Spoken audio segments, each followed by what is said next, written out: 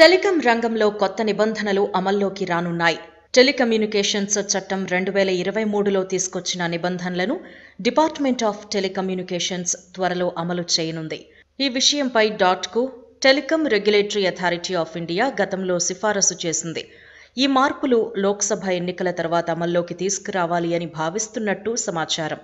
నకిలీ సిమ్ కార్డులతో సైబర్ మోసాలు విజృంభిస్తోన్న తరుణంలో వీటిని నిరోధించడానికి కొత్త మార్గదర్శకాలు ఉపయోగపడనున్నాయి. దీని ప్రకారం కొత్త కనెక్షన్ అందించాలి అంటే బయోమెట్రిక్ గుర్తింపు తప్పనిసరి.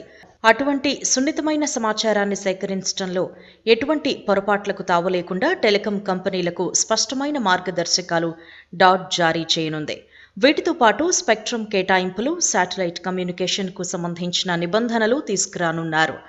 దేశంలో శాటిలైట్ ఇంటర్నెట్ సేవలను ప్రారంభించాలి అంటే సదరు కంపెనీలు ప్రభుత్వం నుంచి స్పెక్ట్రమ్ కొనుగోలు చేయాల్సి ఉంటుంది. టెలికమ్యూనికేషన్స్ చట్టంలోని వివిధ సెక్షన్లలో పేర్కొన్న నిబంధనలను సెప్టెంబర్ 15 నాటికి అమల్లోకి తీసుకురావాలి అని లక్ష్యంగా పెట్టుకుంది.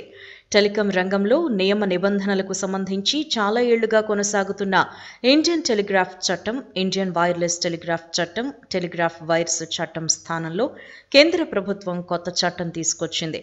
భారత పార్లమెంటు 2023 డిసెంబర్ 20న టెలికమ్యూనికేషన్స్ బిల్లు 2023ని ఆమోదించింది.